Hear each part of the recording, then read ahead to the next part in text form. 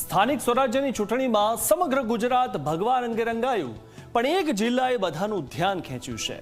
નર્મદા જિલ્લામાં ભાજપનો ગઢ હચમચી ગયો અને આમ આદમી પાર્ટીએ મોટો રાજકીય ધડાકો કર્યો છે. જિલ્લા પંચાયતથી લઈને અનેક તાલુકા સંસ્થાઓ સુધી આપનો કબજો થયો છે. શું નર્મદામાં બદલાવની હવા છે?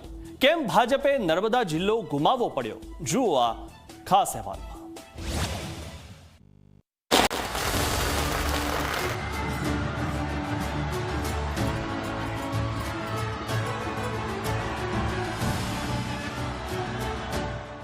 ગુજરાતની સ્થાનિક સ્વરાજ્યની ચૂંટણીમાં જ્યાં એક તરફ ભાજપે રાજ્યભરમાં પ્રચંડ જીત મેળવી, ત્યાં બીજી તરફ નર્મદા જિલ્લામાં રાજકીય સમીકરણો ઉલટાઈ ગયા. નર્મદા જિલ્લા પંચાયત પર આમ આદમી પાર્ટીએ કબજો જમાવ્યો છે અને ભાજપના પરંપરાગત દબદબાને મોટો પડકાર આપ્યો છે. નર્મદામાં આપનો દબદબો દેખાયો. જિલ્લા પંચાયતમાં આપ અનેક તાલુકા પંચાયતોમાં આપે કબજો કરી. રાજપીપળા નગરપાલિકા, તિલકવાડા તાલુકા પંચાયત, નાંદોદ તાલુકા પંચાયત સિવાય સમગ્ર જિલ્લામાં આપનો પ્રભાવ જોવા મળ્યો. ડેડિયાપાડા, ચીકદા, સાગબારા અને ગરુડેશ્વર જેવા વિસ્તારોમાં મતદારોએ સ્પષ્ટ સંદેશ આપ્યો કે હવે અમે આપની સાથે છીએ. આ પરિણામ માત્ર બેઠકોની જીત નથી, આ પરિણામ નર્મદાની બદલાતી જનમાનસિકતાનું પ્રતિબિંબ છે.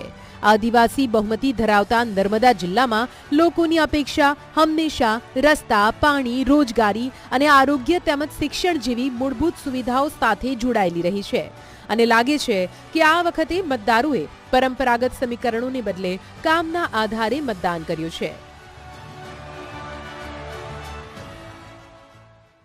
નર્મદા જિલ્લામાં જિલ્લા પંચાયત અને 4 જેટલી તાલુકા પંચાયતમાં જનતાએ અમને સંપૂર્ણ બહુમતી આપી છે.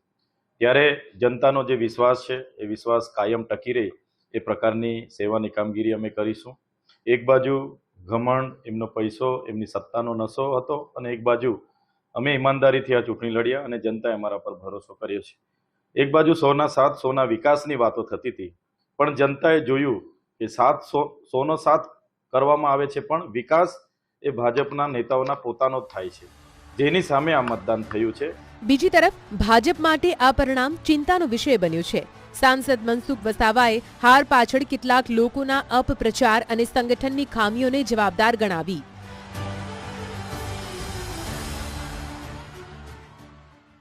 કેટલીક વાતો સાચી સ્વીકારું છું કે ક્યાંક જિલ્લા પંચાયતની 1-2 સીટ, તાલુકા પંચાયતની 2-4 સીટ જિલ્લાના જે જવાબદાર લોકોએ પસંદગી જે કરી છે એમાં થોડી થાપ ખાઈ ગયા છે.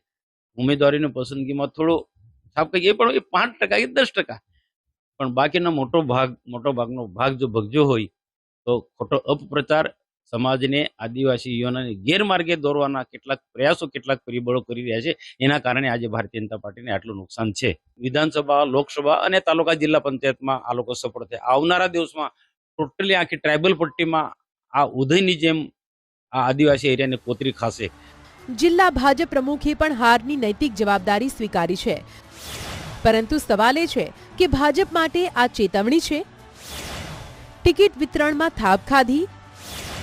ભાજપમાં જ આંતરિક અસંતોષ હતો કે સ્થાનિક નારાજગી ભારે પડી? ભાજપે રાજ્યમાં ભવ્ય જીત મેળવી છે, પરંતુ નર્મદાનું પરિણામ સ્પષ્ટ કહી રહ્યું છે કે સ્થાનિક સ્તરે અસંતોષને અવગણવો હવે ભારે પડી શકે છે. અત્યારે જે કંઈક અમારી ત્રુટિ રહી હશે, જિલ્લા ભાજપના અધ્યક્ષ તરીકે હું સંપૂર્ણ જવાબદારી મારા માથે લઉં છું કે જે કંઈક અમારી આ ત્રુટિ રહી ગઈ છે એના શું કારણો છે એનું એનાલિસિસ બી કરીશું. કઈ જગ્યાએ અમારી રણનીતિમાં ચૂક થઈ એનું પણ અમે એનાલિસિસ કરીશું. અને ભવિષ્યની અંદર ભારતીય જનતા પાર્ટીના કાર્યકર્તાઓ એ પરિશ્રમી કાર્યકર્તાઓ છે, પુરુષાર્થી કાર્યકર્તાઓ છે, સંઘર્ષ એનો સ્વભાવ છે.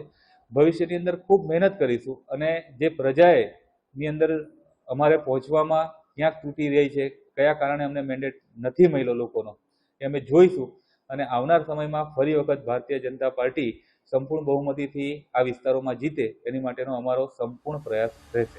આમ આદમી પાર્ટી માટે નર્મદા હવે માત્ર જીત નહીં, પરંતુ ગુજરાતની રાજનીતિમાં નવા પ્રવેશ દ્વાર સમાન બની શકે છે.